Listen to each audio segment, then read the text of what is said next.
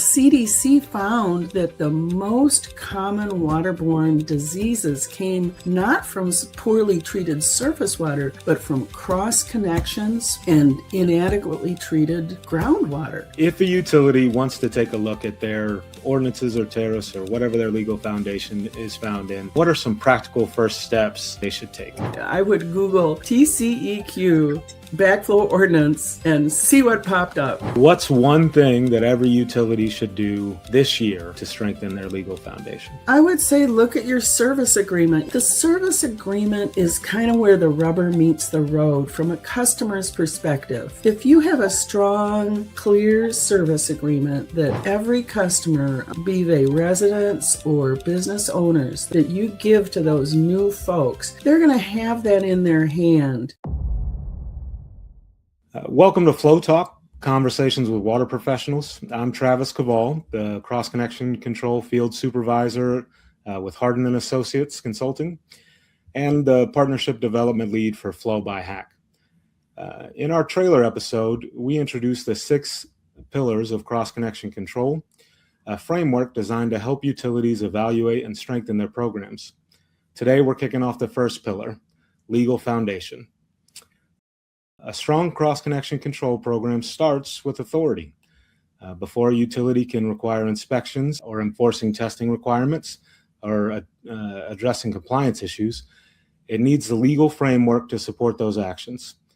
To help us discuss this topic, I'm joined by Dr. Alicia Diehl. Alicia earned her Ph.D. in chemical engineering from the University of Texas at Austin and spent more than 20 years with the Texas Commission on Environmental Quality, helping public water systems with drinking water treatment and distribution. She's also a licensed professional engineer in Texas and has extensive experience in water quality, regulatory compliance, and public health protection. Alicia, thank you for joining us today. Before we get too far into the weeds, tell us a little bit about your background and how you got into water. Well, first of all, I need to clarify one thing. My chemical engineering degree was a bachelor's from the University of Wisconsin, where I started out. But when I came down to Texas, I went to the University of Texas and got my master's and Ph.D., primarily in the formation of disinfection byproducts with different kinds of disinfectants. And so I started out in 91 really looking inside surface water treatment plants, which of course was fascinating. But after I came to TCEQ and started looking at other facets of drinking water, I learned that with the strengthening of the surface water treatment rules, CDC found that the most common waterborne diseases came not from poorly treated surface water, but from cross connections and inadequately treated groundwater. So cross connection control kind of immediately sparked my interest. And I had the opportunity after Joel Klump restarted the quarterly cross connection meetings to sit in on those and help with some regulatory guidance and just kind of help with present and learn so much from that group of industry experts.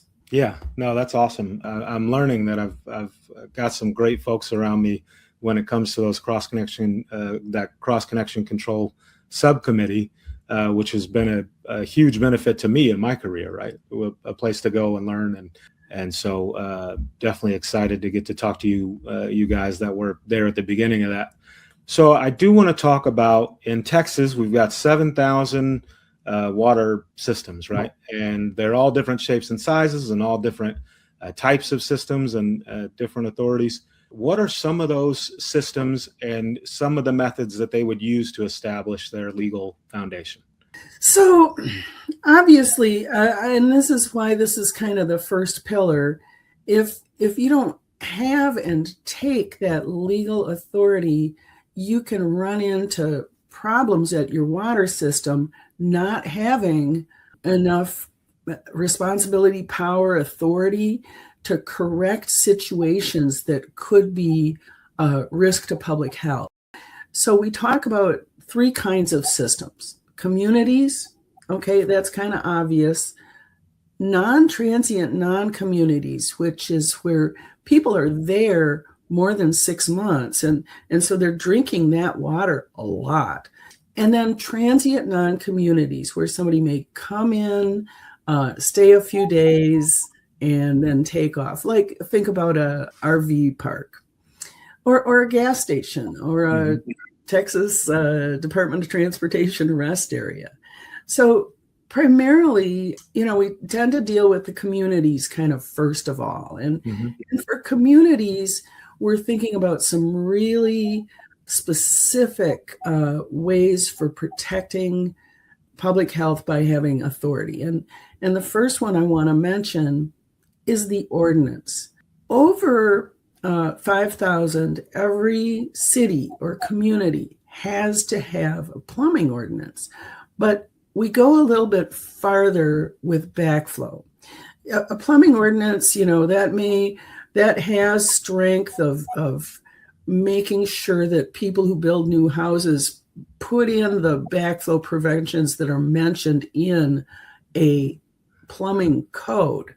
But we need the city to have a little bit more teeth when it comes to enforcing that. And so there's specific items in an ordinance, and these are all laid out. Examples are given in the Texas Commission on Environmental Quality rule language to let your customer service inspector enter a house and make sure that things are up to par, right?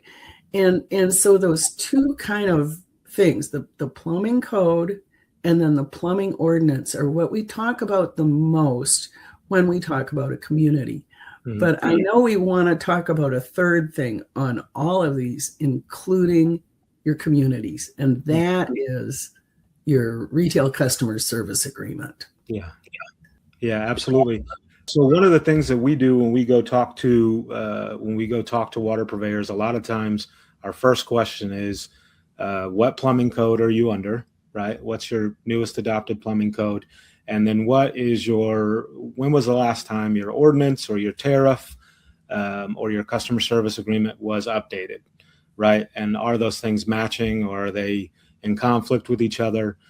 And so, very important that these communities are able to have continuity in their legal foundation, and also just have the legal foundation to do the testing or enforcement or anything that they need to do to ensure that cross-connection control, not just compliance, but everyday water quality, right? So in your experience, what are the most common issues or outdated provisions utilities discover when they review their ordinances or tariffs or customer service agreements? It seems a little silly being that we're talking in 2026, but one thing that cross-connection control covers is control of lead fittings. And surprisingly, and I guess not so surprisingly, it's like a city or town doesn't want to be changing their ordinances willy-nilly every 6 months or anything.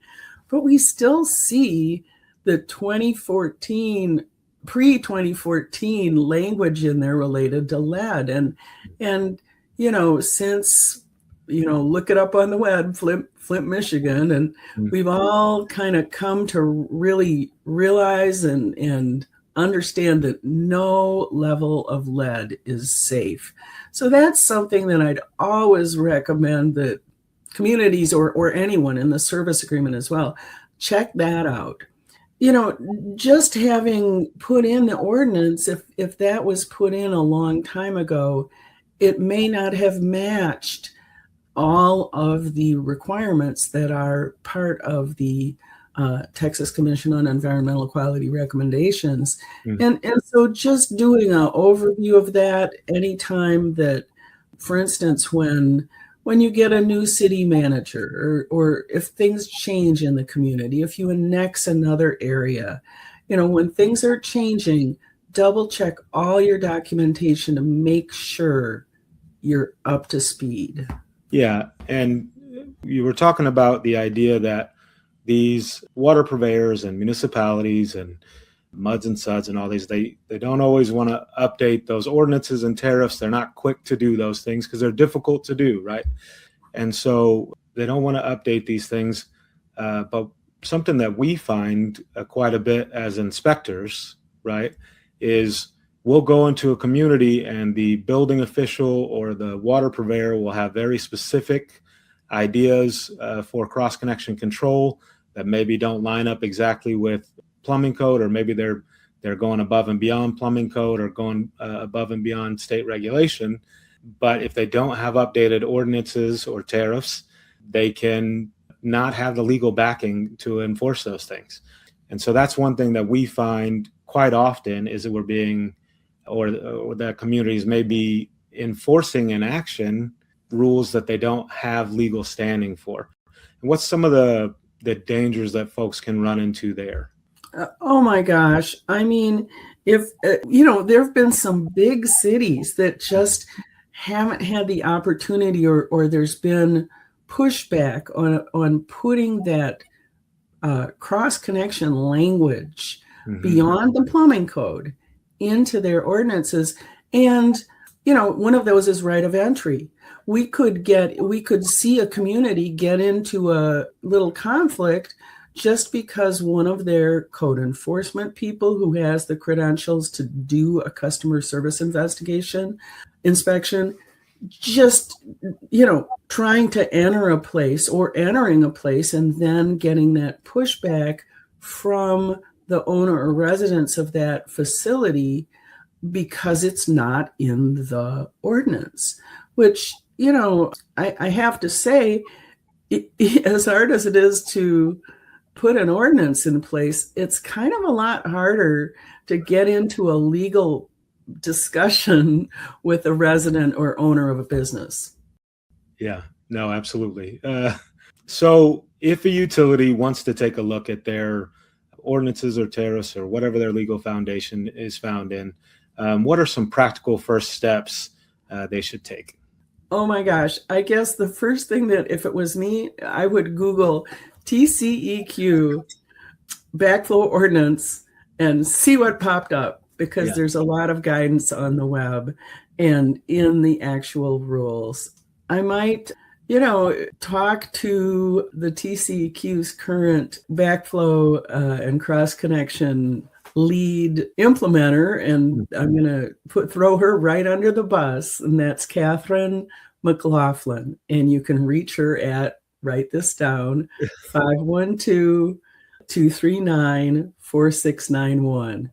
That is right under the bus, yeah. But that's where you're going to get the straight poop, so to speak, and if you have any questions about that rule language, that's TCEQ is kind of the arbiter of that information. Yeah, and Catherine is awesome and a great source of information. Somebody that I've reached out to personally a number of times, and very accessible. So I'm sure she'll appreciate. I'm sure she'll appreciate that. But the other thing is, I know that when I started my program forever ago now, right? I probably went 4 years in before I discovered there was a rules guidelines for establishing and maintaining a cross-connection control program. Absolutely. The TCEQ is a wonderful resource. If you look up that cross-connection control subcommittee, they've got all those rules guidelines, all the relevant rules guidelines right there for you. And it really can help you as you design and build your program and come up with that legal foundation and send you on the right path. So what's one thing that every utility should do this year to strengthen their legal foundation? Wow. I think I would say look at your service agreement. We talked about the need to have a plumbing code for a community. And that includes, as you mentioned, thank you, districts and as well as municipalities. We talked about the actual cross-connection ordinance language that supports that. But the service agreement is kind of where the rubber meets the road from a customer's perspective. If you have a strong clear service agreement that every customer, be they residents or business owners, that you give to those new folks, they're going to have that in their hand. And if you've got that, meeting the regulations, when they sign that, they've signed kind of a mini contract that makes it clear to them individually what their responsibilities are. People ask things like, oh, is the city going to pay for my backflow protection testing? And guess what? Maybe not. So having that in their hand where they sign it, I think that document, first of all, it's kind of easy to review. It's easier to change than an ordinance if it is wrong. And it's just a really important piece of paper to have signed by both parties. Yeah, absolutely. And great. There are great example service agreements out there in those rules guidelines and in those same resources. So you don't have to reinvent the wheel necessarily on your customer service agreement.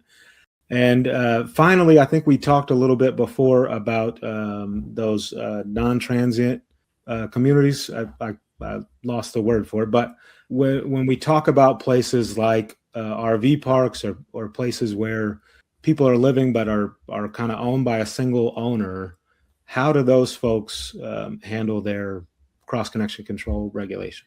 It's kind of the hardest and the easiest for them.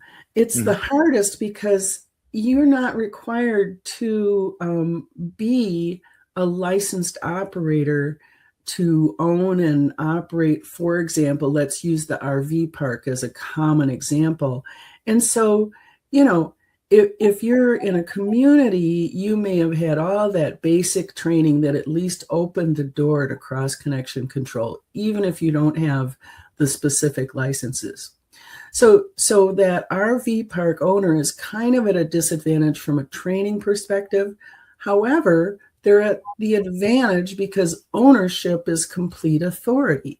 So what I'd recommend for any, RV park owner, rural business owner, somebody operating a camp, for example, like a kids' camp in the summer, which isn't a community, but you really want to protect those kids.